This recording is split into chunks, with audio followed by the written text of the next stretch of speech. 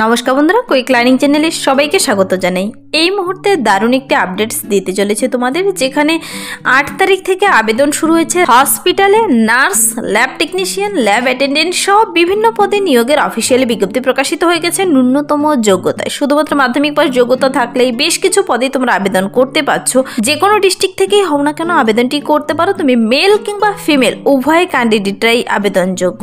এখানে কিন্তু সম্পূর্ণ অফলাইনে আবেদনটি কমপ্লিট করতে হবে 16/4/2025 মধ্যে।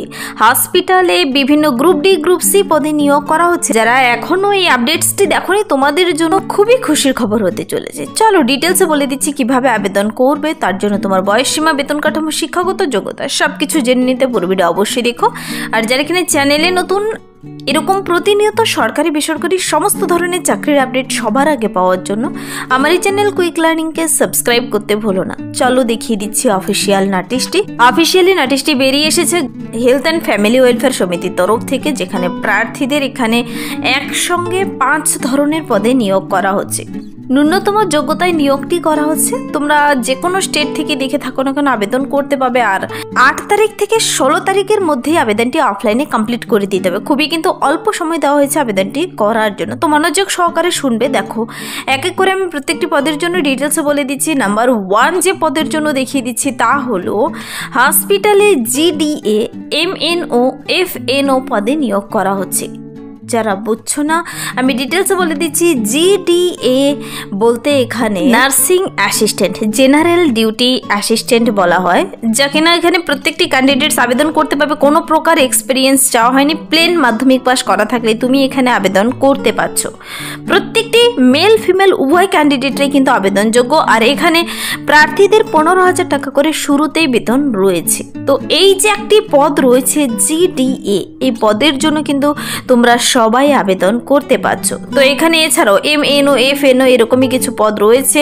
মোট 3টি শূন্য পদ রয়েছে, যেখানে মাস্ট হ্যাভ পাস্ট এসএসসি আর 10th ক্লাস আর ইটস ইকুইভ্যালেন্ট। এছাড়া তুমি মাধ্যমিক অথবা সমতুল্য পরীক্ষায় উত্তীর্ণ হলেই এখানে আবেদন করতে পারবে ফ্রম আ রেকগনাইজড বোর্ড। যে কোনো স্বীকৃতি বোর্ড থেকে মাধ্যমিক পাশ করা থাকলেই আবেদনটি করতে পারছো। এখানে কোনো এক্সপিরিয়েন্স চাওয়া হয়নি, আর আলাদা করে কোনো ডিগ্রিও চাওয়া হয়নি।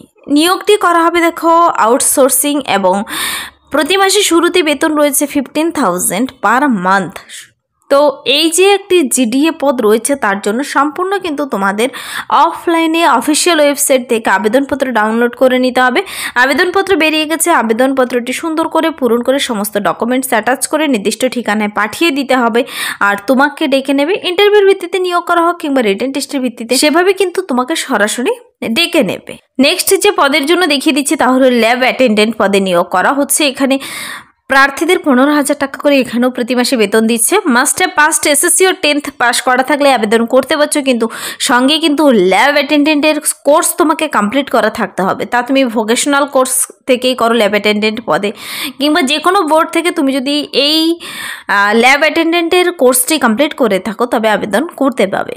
নেক্সট ল্যাব টেকনিশিয়ান পদে নিয়োগ করা হচ্ছে, যেখানে 32,670 টাকা করে দিচ্ছে প্রার্থীদের। এই পদের জন্য কিন্তু প্রার্থীদের ডিএমএলটি কোর্স কমপ্লিট করা থাকতে হবে, অথবা বিএসসি থাকলে হবে, অথবা এমএলটি কোর্স করা থাকলে হবে। নিয়োগটি করা হবে কন্ট্রাক্ট বেসিস এখানে। আর প্রার্থীদের এখানে কিন্তু আরও ডিটেলসে কী বলা হয়েছে অবশ্যই দেখে নিতে হবে। তারপর রেডিওগ্রাফার পদে নিয়োগ করা হচ্ছে, যাদের কিনা ডিএমএলটি, ডিআরজিএ অথবা সিআরএস সার্টিফিকেট রয়েছে তারা অবশ্যই এখানে আবেদন করে দিতে পারো। খুব ভালো স্যালারি রয়েছে, 35,570 টাকা করে। বায়ো স্ট্যাটিস্টিশিয়ান পদে নিয়োগ করা হচ্ছে, যেখানে বিএ ম্যাথস অথবা ইকোনমিক্স নিয়ে পাশ করা থাকলে, অথবা বিএসসি যদি থেকে থাকে স্ট্যাটিস্টিক বিষয়ে, তবুও কিন্তু তোমরা আবেদনটি করতে পারো। 18,500 পার মান্থ স্যালারি দেবে এখানে। তো এখানে খুব ভালো কিছু পদ রয়েছে। এই যে জিডিএ, যাকে কিনা নার্সিং অ্যাসিস্ট্যান্ট, এক ধরনের নার্সই বলা হয়, তো সেখানে যারা আবেদন করতে ইচ্ছুক, কিংবা ল্যাব অ্যাটেন্ডেন্ট কিংবা ল্যাব টেকনিশিয়ান পদে, যারা যে পদের জন্য আবেদন করো না কেন, তোমাদের আবেদনের জন্য লিঙ্ক বেরিয়েছে। সেই লিঙ্ক থেকে অ্যাপ্লিকেশন ফর্ম ডাউনলোড করতে হবে। ফর্মটি ডাউনলোড করে সুন্দর করে পূরণ করে নির্দিষ্ট ঠিকানায় জমা করলেই হবে। দেখো বলা হয়েছে applications after the due date 8/4/2025 থেকে 16/4/2025 বিকেল 5টার মধ্যে পাঠাতে হবে। যদি সেই ডেটের আগে না পৌঁছায় তবে কিন্তু তা গ্রহণযোগ্য হবে না। যদি পোস্টাল ডিলে হয় তবেও কিন্তু তা ক্যান্সেল হয়ে যাবে।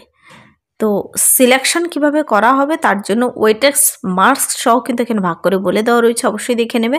আর প্রার্থীর বয়সটি দেখে নাও। দেখো এখানে খুব ভালো বলে দেওয়া রয়েছে, SC ST EWS BCদের বলা হয়েছে 47 বছর বয়স পর্যন্ত আবেদনটি করতে পারবে 28/2/2025 অনুযায়ী হিসাব করে। তো আপার এজ লিমিটের কিন্তু যোগ করে বলে দেওয়া রয়েছে 47 বছর বয়স পর্যন্ত তোমরা আবেদন করতে পারো।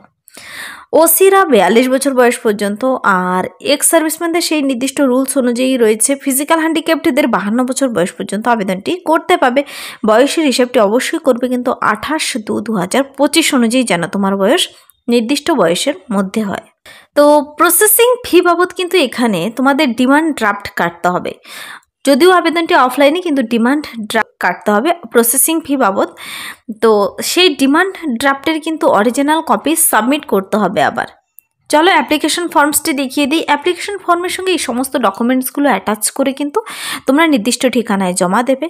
এই নোটিশটি যেখান থেকে বেরিয়ে এসেছে তার ডিটেলস সহ আমি দেখিয়ে দিচ্ছি। তার আগে নোটিফিকেশন নাম্বার দেখতে পাচ্ছ এখানে 01/2025। তুমি কোন পদের জন্য আবেদন করবে, 5 ধরনের পদে বেরিয়েছে। তুমি কোন পদের জন্য আবেদন করবে লিখে দেবে, পাশে একটি রঙিন ফটো। দেখো এখানে প্রার্থীর নাম, মাধ্যমিকের যে অ্যাডমিট কার্ড মার্কশিট রয়েছে সেখানে যে নাম রয়েছে সে নাম দেবে, অ্যাপ্লিকেন্টসের নাম ব্লক লেটারে, তারপর জেন্ডার, ফাদার্স অথবা হাজব্যান্ড নেম, যেহেতু মেল ফিমেল সবাই আবেদন করতে পারছো। তারপর দেখো ডেট অফ বার্থ, মাধ্যমিকের মার্কশিট দেখে দেবে, মাধ্যমিকের অ্যাডমিট কার্ড দেখে 28/2/2025 অনুযায়ী তোমার বর্তমান বয়স কত রয়েছে, তারপর কোন কাস্ট থেকে রয়েছো, তারপর ফিজিক্যালি হ্যান্ডিক্যাপ্ট কি না, এক্স সার্ভিসম্যান কি না, সেই ঘরগুলো পূরণ করে দেবে। লোকাল নাকি নন লোকাল, সবাই কিন্তু আবেদন করতে পারবে এখানে, তবে তুমি লোকাল কি নন লোকাল দিয়ে দেবে এখানে। কোন কোন স্কুলে কোন কোন ক্লাসে পড়েছ, তোমার year of passing, school, place, district দিয়ে দেবে। আর যারা কিনা 4 থেকে ক্লাস 10-এর সেই ডকুমেন্টস মার্কশিটগুলো সাবমিট করতে না পাবে তবে কিন্তু তোমাকে নন লোকাল বলে গণ্য করবে। তো এখানে এডুকেশনাল কোয়ালিফিকেশনের ঘরগুলো ভরে দেবে। আরও রয়েছে এক্সপিরিয়েন্স যদি কারো থেকে থাকে দিয়ে দেবে, কোন কোন হসপিটালে যদি কেউ কাজ করে থাকো। অ্যাড্রেস ফর কমিউনিকেশন, তোমার সঙ্গে যোগাযোগের জন্য অ্যাড্রেসগুলো ভরে দেবে সুন্দর করে, house number, village, pincode, mobile number, email ID, 2টো মোবাইল নাম্বার দেওয়ার জায়গা রয়েছে এখানে। তারপর দেখো প্রার্থীদের ডিমান্ড ড্রাফটের ডিটেলস দেবে, ডিক্লারেশনটি পড়বে, তোমার নাম লিখবে এখানে সুন্দর করে, ডিক্লারেশনটি পড়ে নিচে সিগনেচার, ডেট প্লেস দিয়ে ফর্মটি এভাবে পূরণ করা হয়ে গেল। ফর্মটির সঙ্গে এই সমস্ত ডকুমেন্টসগুলো অ্যাটাচ করে নির্দিষ্ট ঠিকানা পাঠিয়ে দেবে। আমি ঠিকানা দেখিয়ে দিচ্ছি, খুবই অল্প সময় দেওয়া হয়েছে, 8 থেকে 16 তারিখের মধ্যে, শুধুমাত্র 8 দিন, তার মধ্যে আজকে 11 তারিখ।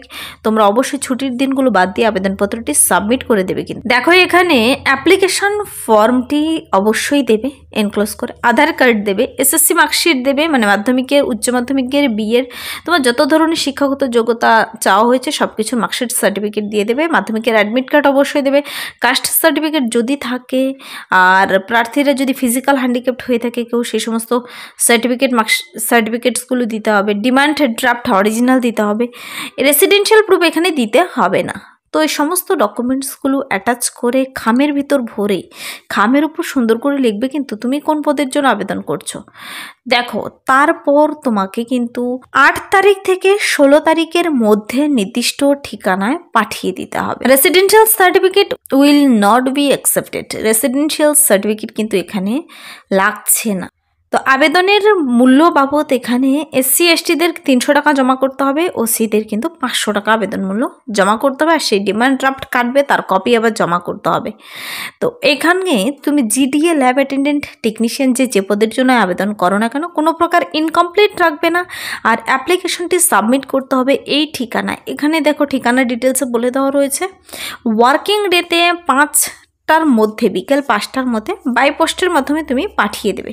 ছেলে মেয়ে সবাই আবেদন করতে পারছো, এখানে দুর্দান্ত অপরচুনিটি রয়েছে। কিন্তু নিয়োগটি করা হচ্ছে এখানে, দেখো কোথায় নিয়োগটি করা হচ্ছে, কিন্তু এখানে খাডাপার তরফ থেকে 10:30 AM থেকে আবেদনপত্রটি জমা নেওয়া শুরু হবে, 5টা পর্যন্ত চলবে।